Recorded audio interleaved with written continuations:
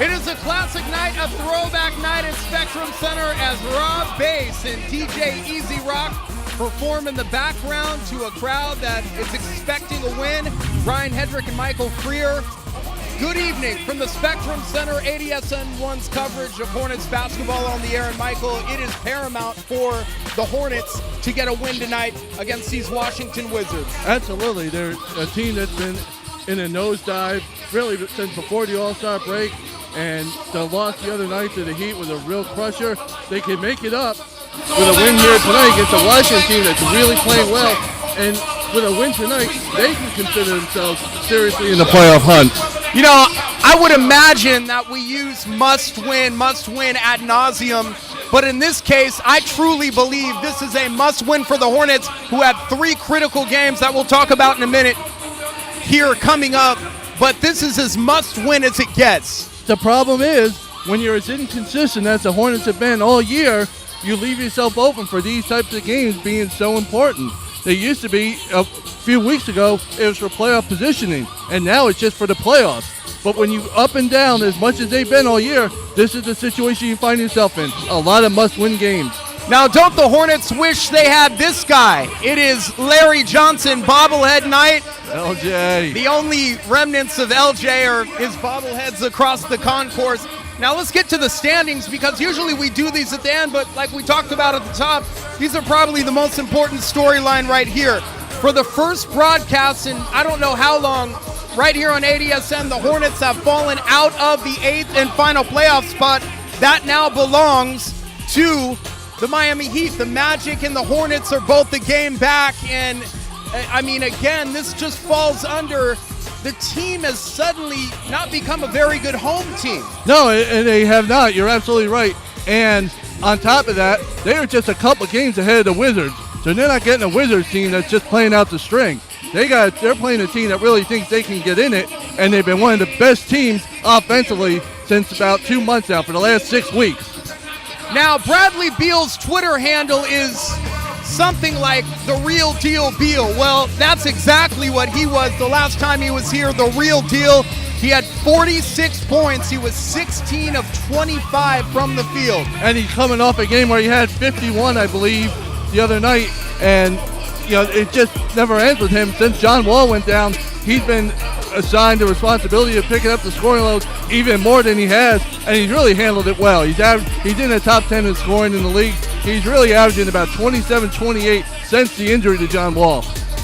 Now, the injury report, very slim for the Hornets, but it could be a big one. Bismack Biyombo probable with a knee sprain. This could put tremendous pressure on an already taxed Hornets lineup in terms of the lack of offensive and defensive rebounding prowess.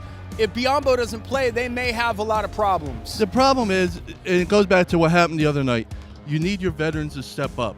And the other night against Miami, your 3 big veterans, Kemba, Nick, Marvin Williams, combined 11 for 42 from the field. You're just not winning games that way against anybody. They have to come up, no matter who's playing in the middle tonight, they have to come up big tonight. As you can see, John Wall and Dwight Howard also out. They've been out for pretty much all season.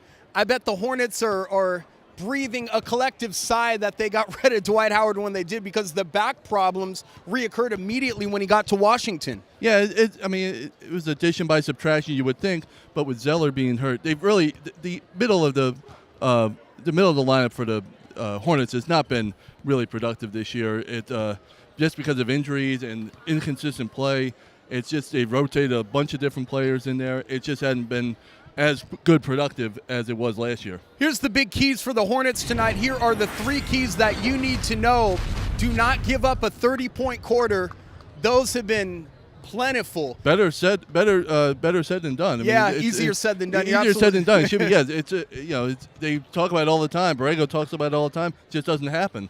Establish Kemba Walker, because Kemba's last game was horrific, and I know I used that word on the last broadcast, but he started out 4 for 4 and then missed like his next 11 shots. I would believe in order for the Hornets to be effective tonight and to ultimately beat Washington, you have to establish Kemba's dominance early. It's a weird situation. I agree. It's a weird situation. Since the All-Star break, he's actually averaging more points per game than he was before the break, about 25, 7 a night.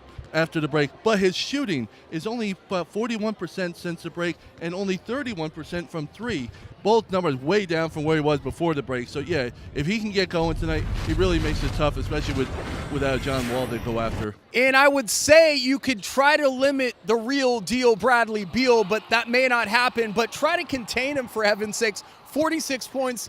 He ultimately almost single-handedly willed the Wizards to victory here last time. It's a tough situation. Well, the great thing was that for the Hornets, he did put up 46, but in a losing effort. Right. So, if they can, you can say if he has to get his, you let him get his. You got to contain everybody else then. All right, the next three, and the Hornets have an arduous task. I know they don't like to look ahead, but Milwaukee is looming. Milwaukee tomorrow, Houston, and then these same Washington Wizards, the schedule, and it's relentless, Michael. It really is. It's relentless because, once again, the inconsistency of this team throughout the season.